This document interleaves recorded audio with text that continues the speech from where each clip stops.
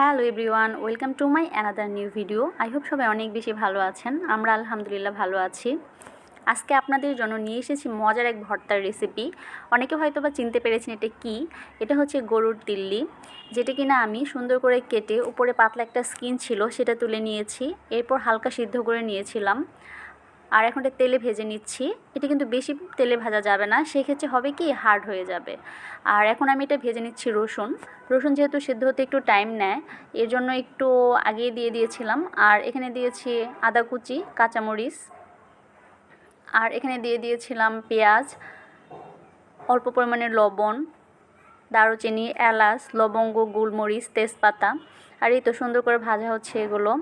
আর এর মাঝে ভাবলাম এই তিল্লিগুলো একটু হাতে একটু মেখে নেই। আসলে আমি ফার্স্ট টাইম এটা ট্রাই করেছি। এর আগে খেয়েছি মার হাতে, খেয়েছি ভাবির হাতে, শাশুড়ি মার হাতে খেয়েছি, নিজে